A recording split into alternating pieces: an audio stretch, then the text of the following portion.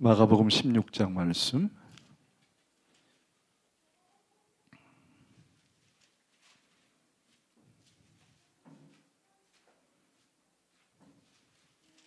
예, 16장 9절에서부터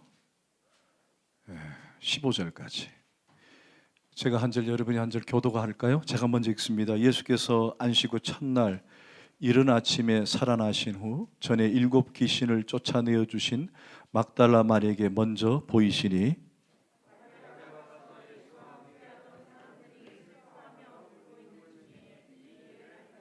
그들은 예수께서 살아나셨다는 것과 마리아에게 보이셨다는 것을 듣고도 믿지 아니하니라.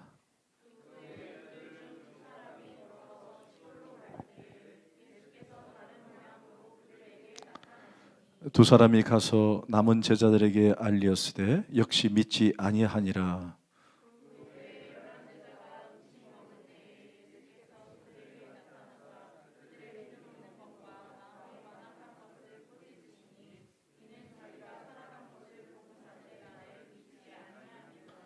또 이르시되 너희는 온 천하에 다니며 다 같이 시작 만민에게 복음을 전파하라. 아멘. 자리 앉겠습니다. 기도합니다.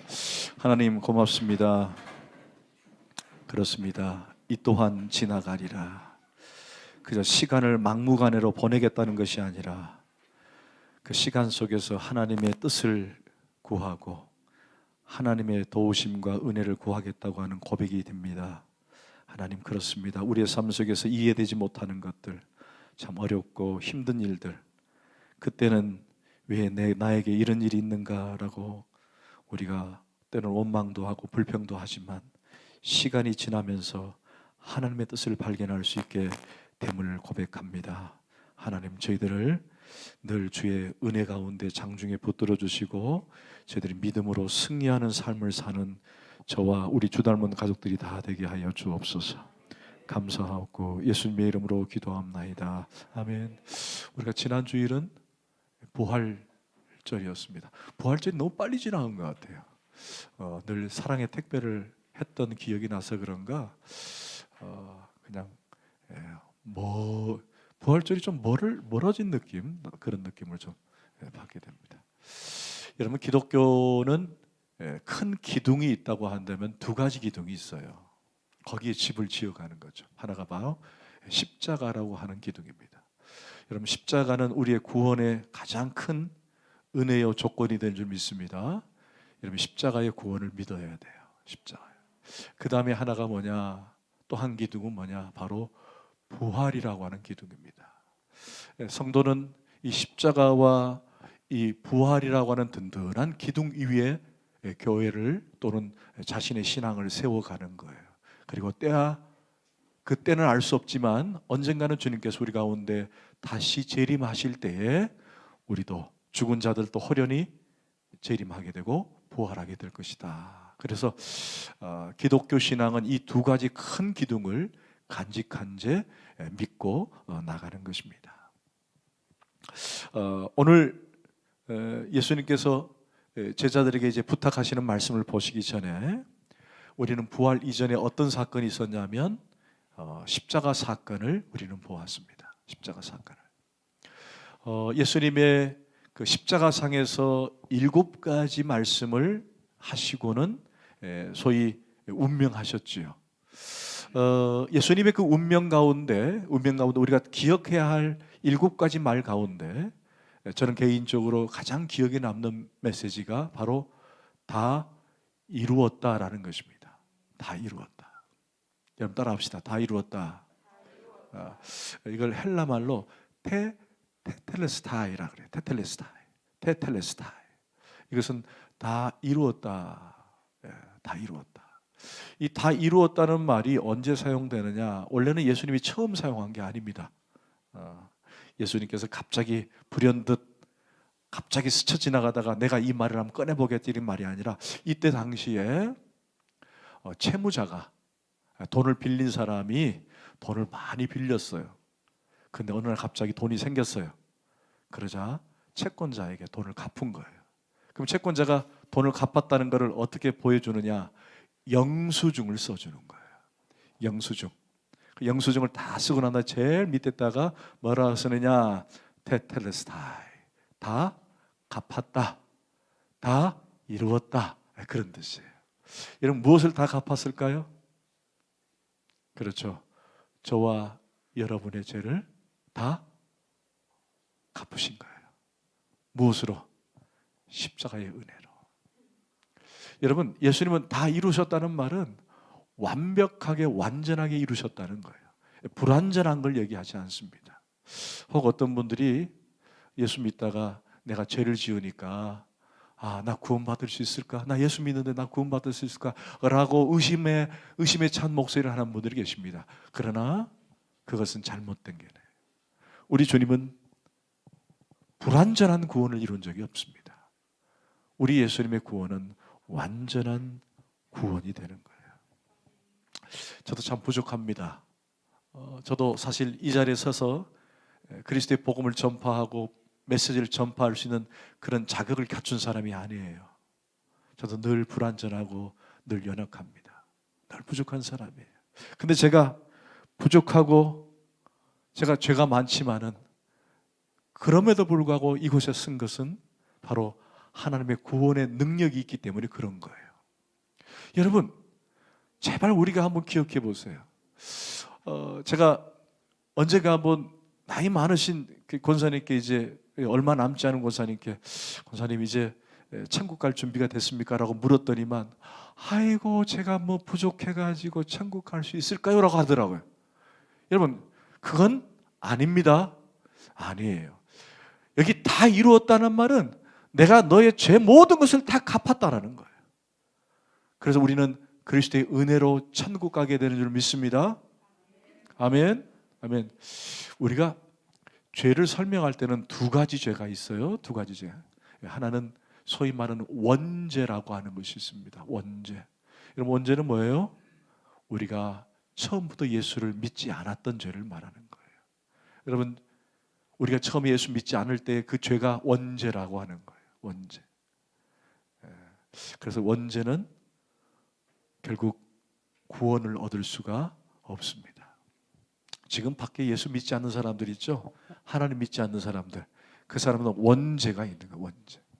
근데 우리도 원래 원죄가 있었습니다. 그러나 그 원죄를 예수 그리스도의 보혈의 능력으로 우리를 사함을 받을 수 있게 된 거예요. 자, 그런데 이제는 우리가 원죄는 해결됐습니다. 어떻게 해결됐죠? 예수 그리스도를 믿음으로. 아멘. 여러분 따라합시다. 예수 그리스도를 믿음으로. 이게 중요합니다. 내가 죄인인 것과 내 죄를 구원하실 분은 누구밖에 없다? 예수님밖에 없다. 아멘. 이걸 믿는 믿음으로 구원을 받는 거예요. 그러니까 내가 어떤 행위를 하고 착하게 살고 남에게 잘 구제를 하고 그래서 구원받는 것이 아니라 믿음으로 구원받는 줄 믿습니다. 아멘. 아멘. 그런데 이번에는 또 하나의 죄가 있어요. 그것이 뭐냐? 우리가 예수를 믿었지만 여전히 우리가 어디에 살죠? 죄 가운데 살아요. 그걸 우리는 자범죄라 그래요. 자범죄. 자범죄. 자범죄. 인간은 몸을 육신을 입고 있기 때문에 죄를 지어야 앉아요. 죄를 짓습니다. 죄를 짓습니다. 야, 내가 이제 예수 믿었으니까 나는 절대로 죄를 안 짓겠다라고 하면 손 들어보세요. 아니죠. 저는 손 들고 있잖아요. 그죠? 저도 아니라는 거예요. 저도 아무리 목사지만 죄를 질 수 있다? 없다? 어떻게 알아요? 여러분보다 조금 덜 질 것 같죠? 아닙니다. 똑같아요, 저도. 여러분 한번 생각을 해보세요. 바다 위에 요만한 모래알을 떨어뜨렸어요. 그죠? 그리고 바다 위에 이만한 바위 덩어리를 떨어뜨렸어요. 자, 문제를 냅니다. 자, 둘 다 가라앉는다.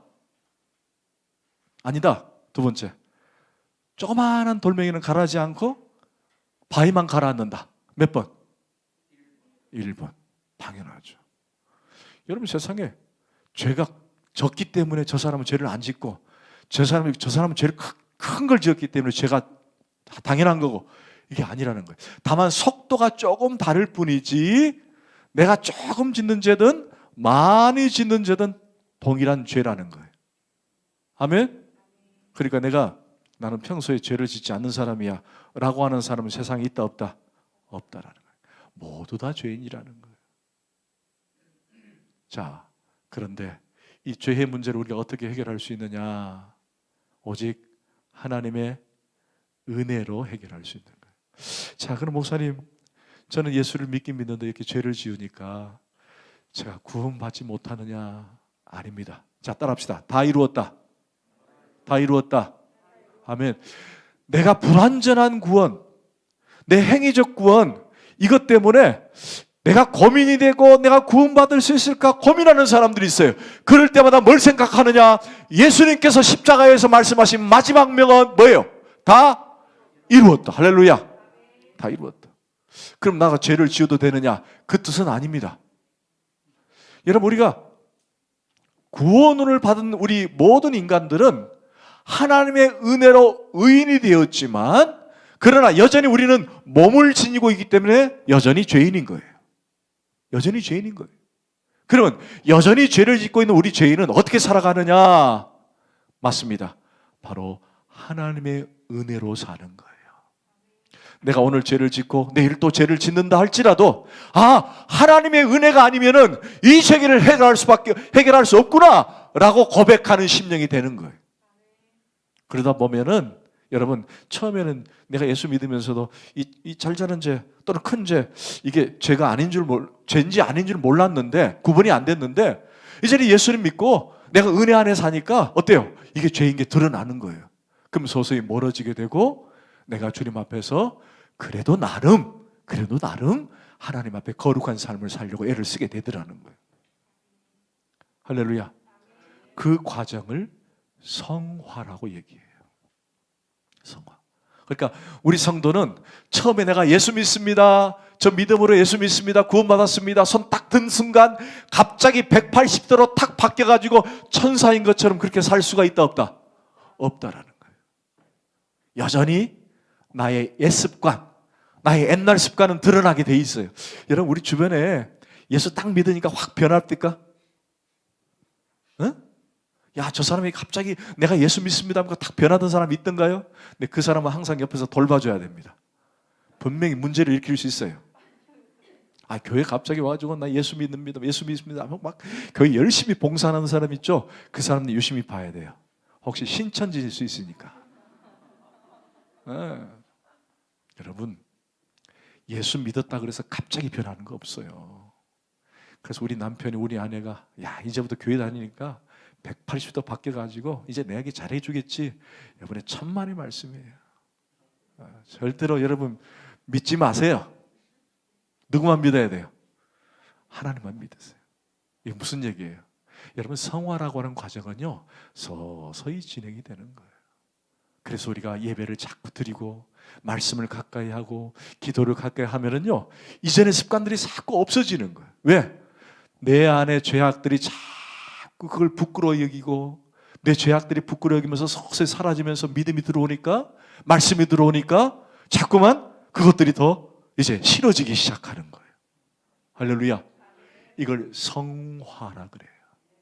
다른 말로 성령 충만이라고 얘기해요. 성령 충만. 저와 여러분은 매일 뭘 받아야 돼요? 성령 세례를 받는 게 아니에요. 성령 세례는 단 한해적이에요.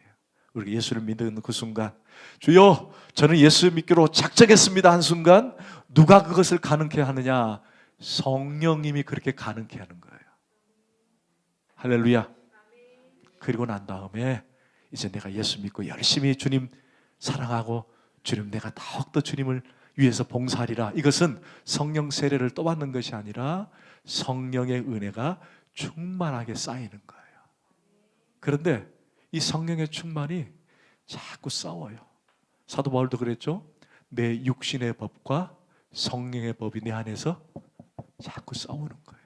그래서 성령 충만은 내가 오늘 성령 충만했으니까 여러분 오늘 예배 드리면서 오늘 찬양 너무 좋았어. 야 오늘 정말 말씀 좋았어. 그리고는 저문 탁 박차고 나가면은 에이 C자부터 시작해가지고 A가 막 쏟아지죠. 막 죄 지어 앉아요. 그러니까 성령 충만했다 해서 그 사람이 다 갑자기 막 거룩한 무슨 백성이 되고 그건 아니에요.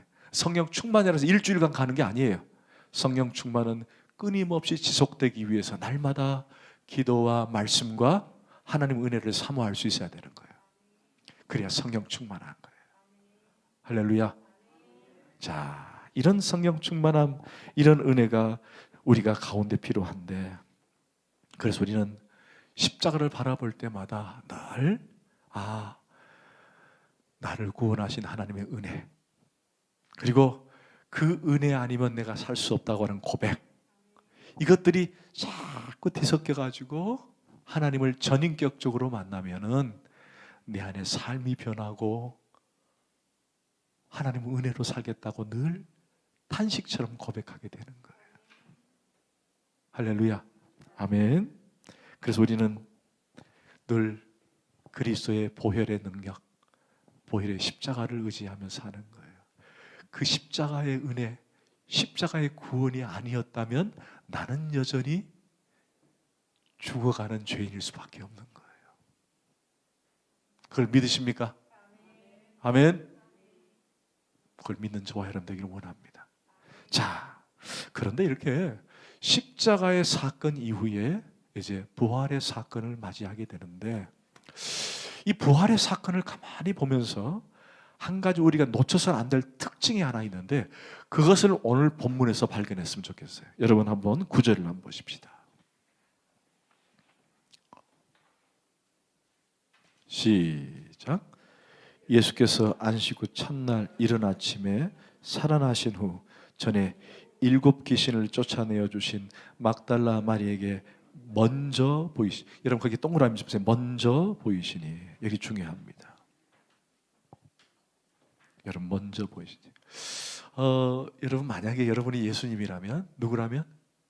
여러분이 예수님이라면 내가 부활을 딱 했어요. 그럼 누구에게 제일 먼저 갈 것 같아요? 여러분 머릿속을 한번 생각. 이제 성경의 기준에 하셔야 돼요. 갑자기 뭐 우리 아버지 집에 간다, 뭐 옛날 애인에게 갔다, 뭐 나를 미워하는 자에게 가겠다, 뭐 이러지 말고, 성경에서 기준을 잡았을 때 여러분이 예수님이라면 딱 부활하셨어요. 여러분이 그럼 누구에게 갈 것 같아요?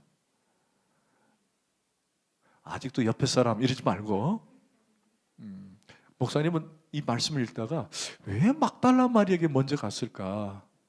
적어도 예수님을 제일 사랑한다고 했던, 제일 사랑한다고 했던, 근데 갑자기 자신이 예수님을 저주하고 도망갔던 누구? 그렇죠. 베드로에게 갈 것 같아요. 탁 십자가에서 탁 살아나셔가지고 여놈 봐라, 나를 버리고 도망가? 사람들 앞에서 나에게 예수님 다른 사람은 다 버릴지라도 나는 죽을지라도 절대로 예수님을 버리지 않겠습니다 라고 고백했던 베드로가 도망가고 있어요, 없어요? 도망가고 없는 거예요.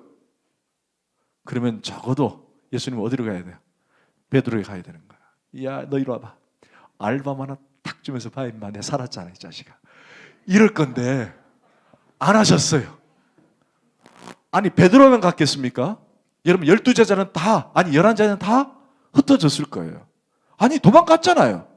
그러면 일일이 다 찾아가지고 메롱 까꿍 나 살아났다 이러지 않겠냐는 거예요. 그럴 것 같지 않습니까? 근데 안 했다는 거예요. 누구에게 제일 먼저 가셨어요?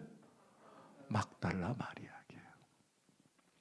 왜 막달라 마리아에게 가셨을까? 자, 그 힌트를 이 마가는 줬어요. 여러분 9절을 다시 한번 보세요. 예수께서 안식 후 첫날 이른 아침에 살아나신 후에, 다 같이 시작. 전에 7 귀신을 쫓아내 주신. 할렐루야.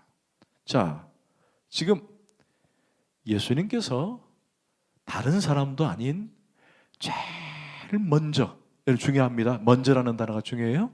제일 먼저 누구에게 자신의 부활을 보여주셨느냐? 바로 막달라 마리아인데, 그 비밀을 마가는 7 귀신 들렸던 여자였다라고 설명을 하는 거예요. 자, 이 여인의 사건을 잠깐 봅시다. 여러분 누가복음 8장입니다. 찾아봅시다. 바로 마가복음 뒤니까요. 찾기 쉽죠? 마가복음 8장 1절에서 2절까지 말씀이에요. 자, 마가복음 8장 1절에서 2절까지 말씀.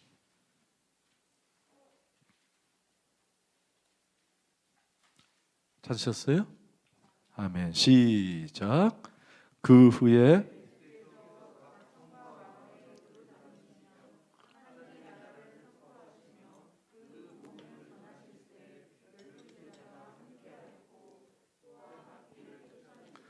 병 고침을 받은 어떤 여자들 곧 7 귀신 나간 자 막달라인이라 하는 마리아와 막달라인 이 막달라는 동네 이름을 말하는 거예요. 막달라에 사는 마리아 그런 뜻입니다. 그러니까 예수님의 사역 현장과 관련해서 어떤 일이 있었냐 한마디로 이 여인은 귀신 들린 여자였는데 예수님에 의해서 고침을 받았다라는 거예요. 자, 그럼 이걸 다른 말로 표현하면 예수님을 통해 이 여인이 뭘 입은 거예요? 그렇죠. 은혜를 입은 거예요. 이 여인은 귀신으로부터 자유함을 얻었고 귀신으로부터 치유함을 받았고 해방을 얻은 거예요. 그러니까 예수님께 제일 먼저 이 여인은 무엇을 했느냐? 바로 은혜를 입은 거예요. 여러분 3절을 계속 보세요. 시작. 헤롯이 청지기 구사의 아내 요한나와 수산나와 다른 여러 여자가 함께하여 자기들의 소유를 그들에게 섬기더라. 누가? 이 여인이 자기의 소유를 가지고 제자들과 함께 섬깁니다. 그러니까 이 여인은 뭘 경험한 거예요? 은혜를 체험한 거예요. 은혜를. 그래서 주변의 따가운 시선에도 상관없이 은혜를 체험한 이 여인의 신앙으로 주님을 따르고 끝까지 따르겠다고 말하는 거예요. 자, 결국 어디까지 갔는지 15장 40절을 봅시다. 여러분 마가복음 15장 40절. 마가복음 15장 40절. 시작. 멀리서 바라보는 여자들도 있었는데 그 중에 막달라 여러분 또 어떤 사람이 그래 왜 멀리서 바라봤을까? 신앙이 없냐? 이거 아닙니다. 이때 당시에 여인들은 가까이 갈 수가 없어요. 여인들은 저 뒤에 숨어서 있어야 되는데 멀리 서 있다는 말은 여인의 신분이기 때문에 그래요.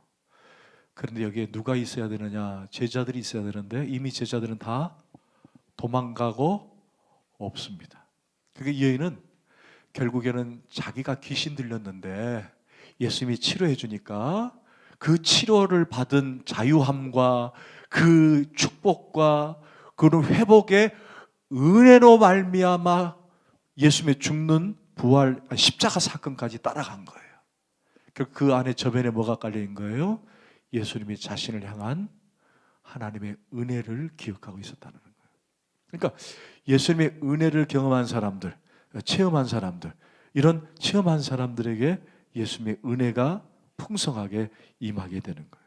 여러분 47절을 다시 한번 봅시다. 15장 47절. 시작. 막달라 마리아와 요새의 어머니 마리아가 예수 든 것을 보더라. 자, 그러니까 예수님께서 이제 죽으시고 난 다음에 십자가 누워지는 것을 여인이 시체를 주목했다는 거예요. 자, 그리고 16장 1절로 넘어갑니다. 시작. 안식일이 지남에 막달라 마리아와 야곱의 어머니 마리아와 또 살로메가 가서 예수께 바르기 위하여 향품을 사다가 안식일이 지났다라는 말은 이때 당시에 안식일에는 일을 할 수 있다 없다? 여러분 일을 할 수 없어요. 안식일은 아무것도 못해요. 그래서 이미 예수님께 시체가 썩지 않게 하기 위해서 향유를 다 사가지고 이미 준비를 했지만 가서 바를 수 없어요. 안식일 날은. 그래서 안식일이 지난 첫날, 오늘날로 말하는 주일날 가서 바르기 위해서 간 거예요. 이튿날. 그런데 천사들이 음성을 듣습니다. 그리고 이 여인에게 예수님이 직접 찾아오신 거죠. 자, 그러면 이 여인을 통해서 우리가 한 가지 굵은 선 하나를 발견할 수 있어요. 제가 지속적으로 말씀드렸습니다. 예수님을 처음 만난 시간부터 부활하신 예수님이 직접 오시기까지 굵은 선 하나를 발견하는데, 그것은 바로 이 여인은 은혜를 입었고 은혜를 체험했고 은혜를 알았고 그리고 그 은혜의 자리를 떠나지 않았다라는 거예요. 할렐루야. 아멘. 결국 그 은혜를 알았던 이 여인에게 예수님이 첫 증인으로 삼으시기 위해 찾아오셨다는 거예요. 아멘. 그래서 우리는 중요한 게 하나님의 은혜를 경험할 수 있어야 돼요. 여러분, 은혜 없이 복음을 전할 수 없습니다. 다른 말로 말하면 내가 복음을 전하지 못하고 내가 예수 믿으라고 한마디도 못하는 것은 결국 내가 은혜를 체험하지 못했기 때문이에요. 은혜를 경험하지 못한 사람은요, 나가서 예수 믿으라고 전할 수가 없다는 거예요. 결국 내가 은혜를 풍성하게 경험하고 내가 은혜를 풍성하게 깨달으면요, 여러분 견딜 수가 없어요. 야, 하나님 정말 좋은 분이야. 우리 예수님 너무 좋은 분이야. 우리 교회 너무 좋은 분이야 하면요, 그게 나가서 막 얘기하고 싶어요. 아멘. 그런 사람들은 다 은혜를 경험한 사람들이에요. 저와 여러분 그런 자 되기를 원합니다. 아멘. 여러분 10절을 보십시다. 시작. 마리아가 가서 예수와 함께하던 사람들이 슬퍼하며 울고 있는 중에 이 일을 알림해. 자, 결국에는 예수님이 마리아에게 나타나시자 마리아가 슬퍼 우는 자들에게 이 일을 알렸다라고 됩니다. 알렸다. 야, 여러분, 알렸다는 말이 뭐예요? 다른 말로 예수님의 부활을 증거했다. 즉 복음을 전했다라는 거예요. 이런 복음은 뭐죠? 예수 그리스도인 줄 믿습니다. 아멘. 그 복음을 전한 거예요. 이 여인이 예수님께 은혜를 받으니까 뭘 했어요? 복음을 전하는 자가 된 거예요. 자, 그런데 여기 10절에 보니까 마리아가 가서 예수와 함께 했던 사람들 중에 물렸다 하는데 여기 지금 슬퍼하며 울고 있는 자들이 누굴까? 여러분, 제자들은 아닙니다. 제자들은 아니에요. 누가복음의 기록에 의하면은 이들은 이 12제자, 가룟 유다 빼고 11제자 위에 예수님을 많이 따랐던 그 외의 사람들을 얘기해요. 그 외의 사람들. 또는 2명이라고 표현했을 때는 엠마오로 가던 또 다른 예수님의 따르는 무리들이라고 표현할 수 있습니다. 그런 사람들을 간 거예요. 그러니까 이 여인은 슬피 우는 자들 또는 힘들어하는 자들이 가서 예수의 부활하심을 증거하는 증인의 삶을 살았다는 것입니다. 할렐루야.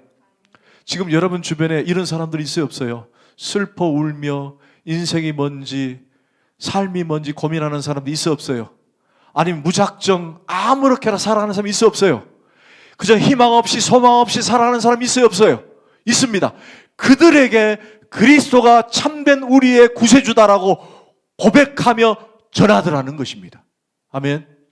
우리가 그런 자들이 돼야 되는 거예요. 할렐루야. 아멘. 여러분 14절을 보십시다. 14절. 16장 14절 시작. 그 후에 11제자가 음식 먹을 때 예수께서 그들에게 나타나사 그들의 믿음 없는 것과 마음이 완악한 것을 꾸짖으니 이는 저희가 살아난 것을 본 자들이 말을 믿지 아니함이라. 자, 이제 그전에는 막달라 마리아는 예수님의 11제자 위의 사람들에게 예수의 살아계심을 증거했는데 이제 예수님께서 직접 오셔서 누구에게 나타나시느냐? 11제자에게 나타나신 거예요. 자, 11제자는 뭘 하고 있었죠? 음식을 먹고 있었어요. 그때 예수님께서 그들에게 나타나셨어요. 그리고는 예수님께서 그들을 처음에는 뭐 하셨죠? 꾸짖습니다. 뭐라고? 믿음 없는 것, 그리고 마음이 완악한 것. 아이고, 어떻게 예수님이 다시 살아나? 아유, 어떻게 죽은 자가 가운데 어떻게 살아나? 그래서 믿음이 없어요. 그러니까 믿음이 없으니까 그 마음은 이미 마음이 어떻게 해요? 완악한 거예요. 믿음 없는 사람 마음이 완악할 수밖에 없어요. 네, 그런 자들에게 예수님이 나타나셔서 먼저 그들을 꾸짖습니다. 이놈들! 꾸짖는 거예요. 자, 여기까지는 이해가 돼요. 왜냐하면은 예수님이 살아생전에 부활하시기 전에 십자가에 지기 전에 예수님을 모른다고 부인하고 다 도망갔으니까 여러분 스승 입장에서 제자가 도망가면 얼마나 기분이 나빠요. 나쁘잖아요. 그죠? 나쁠 수밖에 없죠. 그러니까 야 이것들 봐라. 나를 배반하고 배신하고 떠나. 이러고는 딱 살아나셔서 가서 꾸짖을 수 있습니다. 자, 여기까지는 가능합니다. 그런데 꾸짖고 난 다음에 예수님이 뭘 하셨는지 다시 한번 보세요. 15절 시작. 또 이르시되 너희는 온 천하에 다니며 만매. 여러분 병 줬다 약 줬다 뭐 그러지 않아요? 확 꾸짖고 난 다음에 야 이제 가서 복음 전해. 여러분 생각을 해보세요. 적어도 시간차가 있어야 되지 않을까요? 그렇잖아요? 아니 막 꾸짖고 난 다음에 자 모여 자 다시 1대1 하는 거야. 자 내가 봐라 옛날에 그렇게 했잖아. 이제 내가 살아난다 그랬으니까 너희도 꼭 믿어야 돼. 살았잖아 하고 막 훈련과 교육이 막 있고 난 다음에 주님 이제는 확실해졌습니다. 이제 제가 믿겠습니다. 그래 이제 복음 전해라. 이래야 되잖아요. 제가 너무 말이 빨랐나요? 이해가 되세요? 근데 시간차가 없어요. 막 꾸짖고 난 다음에 다른 거 안 하셨어요. 그냥 복음을 전해라 그런 거예요. 도대체 왜 그럴까? 여러분 여기서 우리가 귀한 복음의 핵심을 알아야 돼요. 복음의 가치. 여러분 내가 예수님의 복음을 전한다. 내가 복음을 전하기 위해서 내가 전도 특공대가 돼가지고 훈련을 받고 뭐 내가 전도를 위해서 내가 막 애써서 막 연구를 하고 계획을 잡고 여러분 그렇게 해서 전도하고 복음 전하는 것이 아니라는 거예요. 내가 여전히 부족하고 내가 아무것도 모른다고 할지라도 한 가지 예수님이 나의 구세주고 그분은 사랑이시고 그분은 지금도 우리와 함께 하신 분이다라고 하는 이 사실 하나만 알면은 복음을 전할 수 있다. 왜? 결국 한 영혼의 구원은 내 힘으로 되는 게 아니라는 거예요. 여기 제자들의 힘으로 되는 게 아니라는 거예요. 제자들이 갑자기 막 능력이 막 충만해가지고 예수님이 꾸짖자 막 대성 통과하면서 회개하고 막 방언을 받고 막 은혜가 충만해가지고 그래 내가 힘으로 할 수 있어 이렇게 해서 복음이 되는 것이 아니라는 얘기예요. 복음은 그렇게 되는 게 아니에요. 복음의 주도권은 오직 하나님께 있는 거예요. 복음의 주도권은 예수께 있는 거예요. 그럼 우리는 뭐 하는 거예요? 그럼에도 불구하고 내가 부족하고 내가 연약할지라도 그럼에도 불구하고 나는 복음을 전하는 복음의 사역자가 되어야 한다는 거예요. 할렐루야. 그래서 나는 말도 못합니다. 나는 부족합니다. 나는 뭐 그냥 믿긴 믿는데 그냥 나 혼자 믿으면 됐지 뭘 지나가는 내 친구들 동료들에게 뭘 전합니까? 여러분 그것은 주님이 주시는 마음이 아니에요. 그건 사단 마귀가 주는 거예요. 마귀가 예수 못 믿게 자꾸 막는 거예요. 여러분 아셔야 돼요. 입술이 둔하고 나는 아무것도 못하고 나는 부족하고 나는 배운 것도 없고 나는 가진 것도 없고 그럼에도 불구하고 주님이 복음을 전하고 지금 말씀하고 계시는 거예요. 왜? 그것은 내가 하는 일이라는 거예요. 네가 무슨 수학을 얻고 누가 결과를 얻어가지고 야 우리 교회 전도왕이 되고 무슨 뭐 한 건 하고 여러분 그걸 주님이 원하는 게 아니에요. 복음의 주도는 하나님이 하시는 거고 복음의 열매를 결실은 하나님이 하시는 거예요. 다만 나는 지금 부족하고 연약하지만 내가 은혜를 경험했고 예수가 살아계심을 믿는다면 그냥 나가서 전하는 거예요. 할렐루야. 그러면 되는 거예요. 저는 그런 자가 되기를 소원합니다. 여러분 절대로 어떤 인간의 논리나 조건의 행위로 우리가 복음을 전하면 안 됩니다. 여러분 오직 하나님의 은혜가 내 가운데 있기 때문에 그것을 우리는 받았다면 우리는 복음을 전하게 되는 거예요.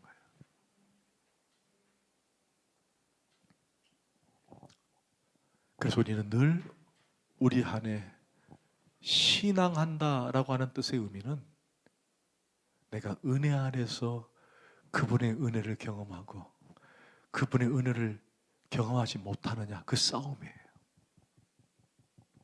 그래서 오늘 또 여러분 이 자리에 와서 말씀을 듣고 찬양을 드릴 때 하나님 내게 은혜 주세요. 은혜 주세요. 그래서 그 은혜를 경험하고 체험하면요, 자연스럽게 하나님 앞에서 우리가 복음을 전하는 사역자가 될 수 있는 거예요. 여러분 부탁합니다. 내일부터 당장 전도 특공대가 되어가지고 여러분이 전도를 받기 위해서 이게 딱 뭐 종이 페이퍼 내놓고 전도란 무엇이다, 전도는 어떻게 해야 된다, 여러분 이렇게 교육과 훈련을 받아야지 전도를 할 수 있다 없다, 이 관점이 아니라는 거예요. 전도는 그게 아니에요. 전도는 여러분의 삶 속에서 내가 은혜를 경험하고 은혜를 체험했다고 한다면은 그냥 복음을 전하는 거예요. 아멘. 야, 나는 복음의 스킬도 모르고 뭐 사형리도 모른다, 복음을 어떻게 해서, 여러분 그럴 필요 없어요. 정말 좋은 건요, 여러분이 하나님 만난 경험만 얘기하면 되는 거예요. 아, 나는 그전에 어떤 사람이었습니다. 나는 그전에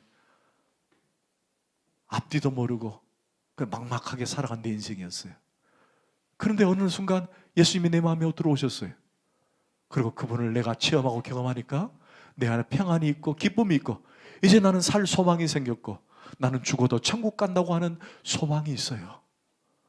당신은 그거 없잖아요. 당신 예수 믿으면 좋겠어요. 우리 교회 너무 좋아요. 이렇게 소개하면 되는 거예요. 내가 완벽하게 무슨 훈련을 받고 교육을 받고 그래야 복음을 전하는 게 아니라는 거예요. 할렐루야. 그렇게 하는 거예요. 제가 이제 혼자 됐잖아요. 슬퍼하지 마세요. 너무 슬프면 제가 이제 감당할 거니까. 우리 성도들이 같이 슬퍼해서 너무 감사해요. 혼자 딱 되고 나니까 주변에서 식사하자는 분들이 많으세요. 근데 이제 그 중에 이제 혼자 되신 분들이 식사를 하자고 얘기를 하세요. 여러분 오해를 하지 마세요. 적어도 60 이상 70 되신 분들이 식사하자고 이렇게 연락이 와요. 젊은 분들 말고. 우리 목사님 벌써 이제 젊은 사람 찾느냐 뭐 그러는데 그렇게 생각하지 말고. 우리 교회에 과일 내주신 분, 유인순 집사님, 그분이 약 몇 개월 됐노? 한 1년 됐나요? 1년 전에 남편이 갑자기 이 심근경색이 와가지고 심장마비로 충무병원에 21일 동안 누워있다가 하나님의 부름을 받았어요. 이분이 호서대학교 교수였고 충남대학교 부총학장인가 뭐 그것까지 지내시다가 잘 나가시는데 나이 70에 소천을 받으셨어요. 요즘 70은 많이 이른 나이죠. 저희 아내가 만으로 58세더라고요. 상당히 빨리 하나님 부름을 받은 거죠. 그리고 이제 이분이 전화가 왔어요. 목사님 식사 한번 하시죠. 근데 저 혼자 나가는 것이 아니라 저희 교회 한 달 전에 그분은 남편이 70이래요. 한 달 전에 이분은 평소에 그 신장 투석을 하셨던 분인데 갑자기 병원에서 응급이 상황이 돼가지고 중환자실에 3일간 입원하셨다가 소천을 받았는데 한 달 됐다는 거예요. 그분하고 또 어떤 다른 분을 모시고 왔는데 그분은 갑자기 약속이 펑크가 나가지고 두 분하고 저하고 식사를 했어요. 그분들이 저를 위로해 주겠다는 거예요. 근데 갔더니만 제가 그분들 위로하고 왔어요.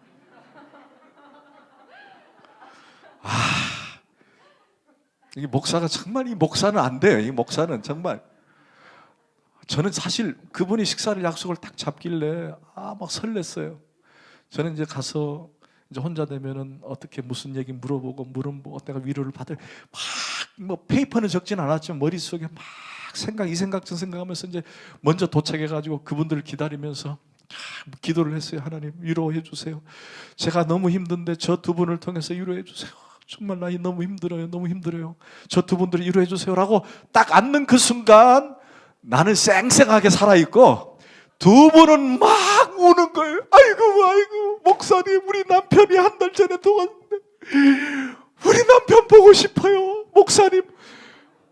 위로해줘 오신 분이 아니라 위로를 받으러 오신 분이에요. 우리 남편은 1년이 됐는데 아직도 제 마음이 너무 아파요. 너무 아파요. 그래서 제가 울고 싶다가 갑자기는 쑥 들어가 버렸어요. 제가 이제 두 분을 다 위로하고 왔어요. 위로하고 왔어요. 그 위로를 어떻게 했느냐? 이제 제가 설명을 했어요. 제 아내는 2년 전에 암이 걸렸는데 이래저래 돼서 저래 돼서. 그러니까 그 얘기를 하면 들어야 될 거 아니에요. 듣다가 우리 남편은 아니 제 얘기 좀 들으시라니까. 그러다가 결국 위로하고 왔습니다. 근데 제가 그 얘기를 하려고 한 것이 아니라 한 달 전에 돌아가신 분을 얘기를 제가 하고 싶은 거예요. 제가 이 얘기를 다 끝내고 그분에게 물었어요. 어떻게 해서 돌아가셨느냐 그랬더니 남편이 투석을 하는 분인데 그날따라 핸드폰을 집에 놓고 약도 놓고 그날따라 참 희한해요. 그날따라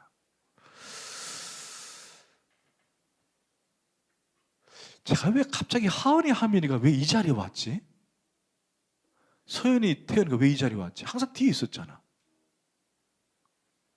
왜 뒤에 있었잖아. 근데 왜 앞에 왜 온 거야? 알고 보낸 거야 사모님이?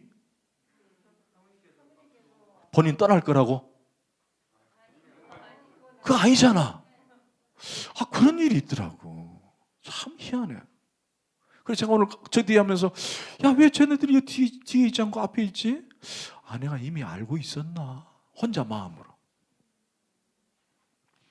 그건 아니겠죠. 이제는 아이들이 다 성장했고 다 컸으니까 이제 앞에 가서 이제 예배 드려도 되니까 그렇겠죠. 근데 제가 이제 생각은 그렇게 하는 거예요. 근데 그날따라 이분이 핸드폰도 넣고 약도 넣고 당국대병원 가가지고 치료받으러 투석하러 간 거예요.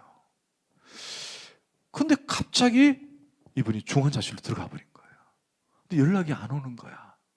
올 때가 됐는데 연락이 안 오니까 병원에서 이분 말고 이 전화번호 말고 어떻게 해서 자녀들에게 전화가 왔는가 봐. 그러니까 그날따라 핸드폰이 있었으면은 어떻게든 이게 좀 해가지고 내가 남편에게 왜 이렇게 늦어요라고 전화했으면은 지금 중환자실입니다라고 말하고는 쫓아갈 수 있는데 막 발을 둥둥 굴렸다는 거야. 왜 안 오시나? 왜 안 오시나? 근데 나중에 한 간지 시간이 벌써 한 대여섯 시간 막 한참 넘고 난 다음에 자녀를 통해서 지금 중환자실에 있으니까 빨리 엄마 가봐야 되겠다고. 그래 쫓아간 거예요. 근데 자녀들은 다 예수를 믿어요. 다 예수 믿어요. 본인도 예수를 믿는데 딱 예수 믿지 않는 한 사람이 누구냐? 남편인 거예요. 남편이 예수를 안 믿어. 그래서 이제 중환자실은 사실은 시간이 정해져 있거든요. 아무 시간에 못 가요. 그래서 이제 6시 또는 아침에 들어가가지고 7개의 호수를 7개를 꽂고 있더라는 거예요. 그렇게 가가지고 여러분 이게 좀 여담입니다만은 여러분 꼭 그걸 쓰세요. 나는 혹시 무슨 일이 생기면 중환자실 안 갑니다라고 그 연명 제도가 있거든요. 여러분 꼭 저와 여러분 쓰시길 바랍니다. 중환자실은 들어가기는 쉽지만 나오기는 어렵습니다. 왜냐? 계속 호수를 꽂아가지고 하여튼 계속 1년이든 10년이든 계속 있게 할 수 있어요. 그러니까 그럴 필요 없습니다. 근데 이분이 이제 모르니까 꽂고 있던 거예요. 그래가지고 들어갔는데 보니까 아무 말도 못해요. 아무 말도 못해요. 그러나 사람이 생명이 다할 때 마지막까지 남는 기간이 뭔지 아시죠? 귀입니다. 귀. 근데 이분이 3일째 되는 날 평소에는 여보 일어나, 여보 사랑해, 여보 이런 얘기만 하고 나왔는데 3일째 되는 날은 도저히 이 말은 안 하면 안 되겠더라는 거예요. 뭐냐? 이 남편이 예수를 안 믿으니까 마음속에 무슨 생각 나느냐? 이 사람이 여기서 죽으면 어디 가느냐? 지옥 갈 것 같다는 거예요. 갑자기 그게 뇌로 팍 스치면서 우리 남편이 지금 죽으면은 지옥 갈 텐데 만나지 못할 건데 이 생각이 불현듯 확 들더라는 거예요. 무섭더라는 거예요. 그래서 어디서 들었는지 그 얘기가 들리더라는 생각이 들더라는 거예요. 마지막까지 남는 기간이 이 청각, 이 듣는 게 남는다고 생각하니까 그 3일째 되는 날 기에 가가지고, 여러분 잘 들으세요. 여보 사랑해요. 그런데 당신 여기서 죽으면 안 돼요. 당신 예수 믿고 죽어야 돼요. 내가 지금 당신께 말할 테니까 당신 이 말 꼭 듣고, 여러분 당신 그 속에서 긍정하고 아멘하고 가야 돼요. 여보, 예수 믿어야 돼요. 예수가 구원이에요. 예수 믿어야 돼요. 여러분, 근데 놀라운 일이 벌어졌어요. 살아난 게 아니라 갑자기 그 말이 끝나니까 흐르지 않았던 눈물이 이 환자의 눈에서 뚝뚝 흘러내리더라는 거예요. 저는 그분이 믿음으로 고백하는지는 잘 모르겠어요. 그러나 이 환자가 예수 믿고 구원받아야 된다는 사실을 들었다는 겁니다. 아멘. 저는 그렇게 확신해요. 듣자 이 환자가, 이 어르신이 눈물을 뚝뚝 흘린 거예요. 구원받았는지 안 받았는지는 잘 모르겠습니다. 그러나 정말 중요한 것은 이 아내 되는 분의 심정에, 이 마음속에 이 죽어가는 남편이 지옥 가서는 안 되겠다. 여러분, 제가 어느 신학자 그 얘기했잖아요. 여러분 왜 예수 믿으세요라고 말한다면 다른 건 다 모르겠다. 나는 예수 믿는 이유는 천국 가기 위해서다. 할렐루야. 이게 정답일 수 있다는 얘기예요. 여러분, 우리는 복음을 전해야 합니다. 할렐루야. 복음을 전해야 돼요. 여러분, 오늘 제가 주보를 여러분 다시 한번 펴시면은 간지로 개인적으로 여러분 제가 계속 2월부터 3월까지 주보에서 여러분 아마 우리가 전도 대상자를 한번 써보자라고 한 게 페이퍼가 있을 거예요. 여러분, 제가 말씀드렸죠. 내가 무슨 준비가 되고 내가 무슨 뭘 했고, 여러분 그 신경 쓰지 마세요. 그냥 여러분 그냥 내가 복음을 전할 대상이 있으면 그냥 적는 거예요.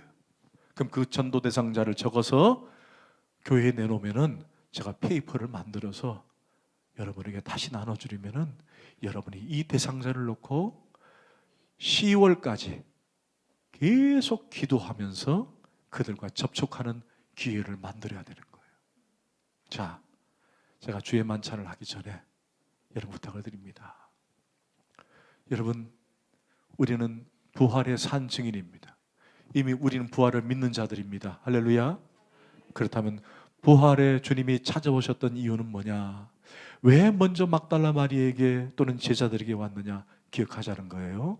은혜를 경험한 자들에게 주님이 찾아오셔서 내가 부활했다는 사건을 말씀했다는 것은 결국 이 부활을 막달라 마리아든 제자들이건 모두 뭐 하라고? 나가서 전하라고. 할렐루야. 할렐루야. 우리 모두 부활을 믿는 자들이에요.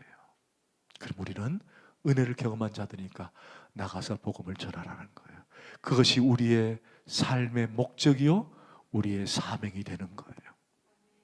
자, 그렇다면 제가 기도하고 여러분 생각나는 사람들 다 적어도 돼요.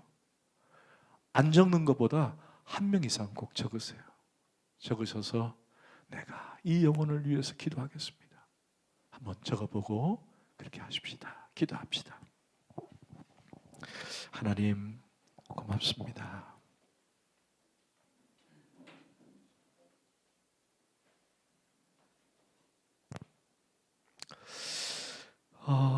정말 주님께서 부활하시고 다른 사람도 아닌 막달라 마리아에게, 즉 은혜를 경험한 자에게 먼저 오셨고, 또 은혜를 경험한 자가 복음을 전하고, 또 비록 부족하고 연약할지라도 주님은 그런 자에게 복음을 전할 것을 위탁해 주셨고, 그래서 오늘 저희들은 그 제자와 막달라 마리아처럼 복음을 전하기 위해 한 영혼을 기록하여 계속 기도하겠습니다. 그리고 만나겠습니다. 하나님, 결실도 과정도 다 하나님이 하실 줄 믿습니다. 그러기 위해서 저희들은 순종할 뿐입니다. 도와주옵소서. 예수 그리스도 이름으로 간절히 기도하옵나이다.